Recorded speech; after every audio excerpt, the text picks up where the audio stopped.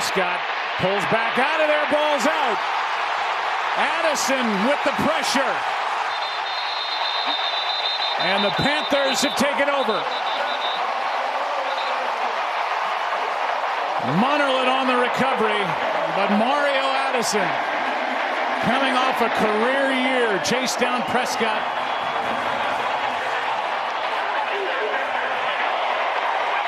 It's so good by Mario Addison and where he started and where he ended up. Mario Addison is out here, and he's going to start from the right side. He runs a game. He's all the way then to the other side of the field and just keeps pursuing. And with a four-man rush, and that's the beauty of the Carolina Panthers defense. They rotate these guys through and can get pressure on the quarterback with a four-man rush, as they have throughout most of this game. And Mario Addison and the defensive front comes up big with the game on the line. Yeah, that pretty much sums up how our offense looked just about the whole game outside of that one drive that we scored on. But anyway, what's going on, good people? It's your boy Ira Day coming at you with Daytime Sports 24 NFL edition. This episode, man, you know I got to be talking about a couple of these games from week one. Man, I'm on cloud nine right now. I'm just happy football back. And of course, y'all know I gotta start off with my boys. Come on now. But I'm not panicking, because like I told y'all in my early predictions, I kind of figured we was gonna lose this game because, again, week one, I ain't gonna say always, because that is a strong word. But for the most part, we come out flat. We come out like we don't know what to do. I was very proud of our defense. Defense did their thing, even with Sean Lee and Jalen Smith not really having their best games. Sean Lee was missing open tackles, but the defense still balled. That first half, Cam at the beginning, he was kind of, getting off with his little runs and everything like that. But second half, man, we shut all that down. They adjusted. They shut all that down. Offensively, you cannot only run the ball 15 times with Zeke. Granted, it started off tough. Wasn't really, he wasn't really getting no penetration, The offensive line wasn't really, blocking that well and everything for him when it comes to run blocking. But that is the identity of our team. You have to give this man the rock. The more he gets the ball, the stronger he gets, the better he gets. So the fact that he had 15 carries for 69 yards, averaging 4.6 yards a carry, that is good. That is not bad at all. So you got to give him the ball more than 15 times a game. And again, I'm not panicking, but you can look in so many different directions from this game and blame. Some people want to blame Dak and say, oh, he didn't play well. And that is kind of true. Some people want to say, oh, it's the offensive play calling. They're not creative enough. They're still doing the same things. And that's true as well. And then some people saying, oh, the receiver's not getting open. We don't have a legit number one. And that's also true. But the fact of the matter is, all of that stuff didn't happen at the same time. It all coincides. This is an ultimate team sport. It was times where the receivers did get open, and Dak just didn't hit them, and Dak didn't see him. It was times that the offensive line didn't block well enough. It was times that Scott Linehan didn't was very predictable with his play calling in certain down and distances, and the defense just knew exactly what was going on, like they was in our practice. It's so many different things you can go to, but it's week one. Don't get me wrong. NFC, when it comes to NFC matchups, we need to win them games. Because when it comes to playoff times, the tiebreakers sometimes, unless we just run away with this thing after this loss, the tiebreakers are everything. We can afford losing to an AFC team, but an NFC team, we cannot. But I also want to give props to the Panthers too, man. Like that front seven, like I said, Kawan Short, Luke Kuechly, Dontario Poe. I forgot all about Julius Peppers, man. Julius Peppers, he about 70 years old and still balling. This man had 11 and a half sacks last year. Like, come on now. Come on now. Like, let's be real. But, again, we gonna be okay. Cowboys Nation, don't panic. We gonna be all right. I had us losing this game, but this coming Sunday Night Football, we winning that thing. Believe that. But that's all I'm gonna say about that game. Next game I want to talk about, the Steelers and Browns. Roethlisberger from behind. The ball is popped up in the air. The Browns have it. That's Joe Schobert. Schobert down the sideline. It's the distance to the After field the goal. interception, during the return, illegal block in the back. Return team, number 95, 10-yard penalty from the spot. Blocked.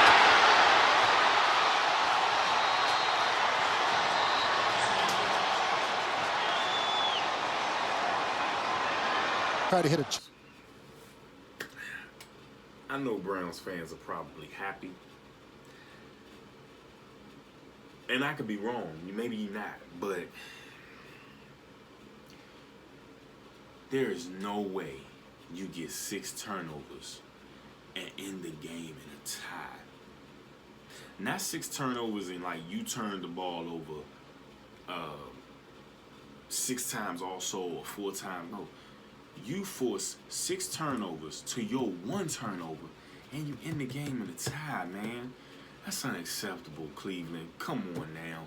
Come on, man. I can't stand the Steelers. I was rooting for y'all. Tyrod Taylor, listen to me, boy. You didn't play like that in Buffalo last year. And I've been following you since Virginia Tech. Like, you a good doggone quarterback. But you got to understand, they drafted that boy #1 overall. So they already thinking in their mind that he the future. You cannot come out and play like that. You can't do it. You have to perform, man. You got to ball like if your defense is doing their job and turning the ball over and giving you opportunities, you got to take advantage of those opportunities, man. You got to take advantage of those opportunities. I mean, and the Steelers, I'm going to be honest with you, it's hard to get a gauge on them because I already feel like Big Ben is overrated. I'm just going to be real with you. I feel like he's very, very overrated. I'm not saying he's not a good quarterback. He's a good quarterback, but I just don't feel like he's as good as, I don't feel like he's as good as they be making him out to be at all. He's not an elite quarterback in my opinion. I could be wrong. Not could be wrong, but that's my opinion. Some other people may have different opinions, but you look at that first Super Bowl, I mean, come on now. He was 9 for 21, 123 yards passing, 2 interceptions, no touchdowns. I'm just being real. But he's a good quarterback. He's a second tier. After Tom Brady, Aaron Rodgers, Drew Brees, after the elites, which those are only 3 in my book, he's in that next tier. But he's still, but some people try to put him in that echelon with the Aaron Rodgers, Tom Brady, and Drew Brees. And don't come at me with but he got 2 rings. Both years they won a Super Bowl, he had the #1 defense in the league. And he has never won a Super Bowl MVP because he was the first one, he wasn't a factor at all. The second one, he was a factor, but it wasn't like it was like they if somebody else was quarterbacking their team, they probably would have still won because the defense was so elite with Troy Polamalu, James Harrison, Ryan Clark, all of them. They was just loaded. So it is what it is.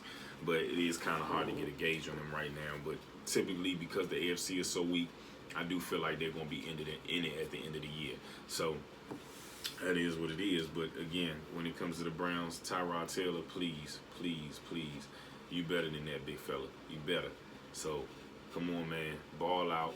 Don't have them boys. Don't play like that again and have them boys strip that starting position from you and give it to Baker Mayfield. Even though I like Baker, you earned it, man. You spent your time. You did your dues in the league, man. It's your time to show what you can do. So let's do that. Come on now. Come on. All right. The next game, and I know y'all saw this thing. Packers and Bears. Packers and Bears. I cannot stand this dude, but Aaron Rodgers is a bad man, as my man Stephen A. Smith always say. He is a bad man. I mean, at the beginning of the game, the Bears looked like they were back to the monsters of the Midway. They was dominant. Khalil Mack only being there for a week and coming in wreaking havoc. I mean, what the crap? I mean, Leonard Floyd on the other side, the interior, Hicks was just giving the center in the offensive line just fits all day. Roquan Smith, the rookie from Georgia, come in. First play is a sack. He got help from Khalil, but still, his first play was a sack, plain and simple. And then Aaron Rodgers get hurt. And then he come out in the second half, and it's like the Bears forget to play. The defense, I believe, got tired. Offense, it seemed like they got comfortable because Mitchell Trubisky and all of them in the first half, they was balling, they was being creative, doing different things. Second half, it seemed like they just got like, okay, well, we up 20-0, so, we can just take it easy from here. Now when you're going up against that number 12 from Green Bay, now when you're going up against Aaron Rodgers, you can't, no sirree, not at all. So, yeah, that boy right there, man, golly, I mean, it's something serious. But look out for them Bears, man. The Bears front seven is monstrous. They secondary is horrible. They got to get that together. They need to address that. But if they front seven is getting pressure, it's definitely going to help that secondary, that back end, because they need all the help they can get, and that's just facts, man. So last thing, and I'm not really going to talk about this game, but I did watch the Patriots-Houston Texans game also, and Tom Brady, 41 years old. You got to respect that man. You have to respect that man. And that's all I'm going to say about that. But I hope y'all enjoyed this episode of Daytime Sports 24. If you have anything you want to say, any comments, anything you want me to talk about, leave the comments down below. I'll be sure to check it out. I'm going to holler at y'all.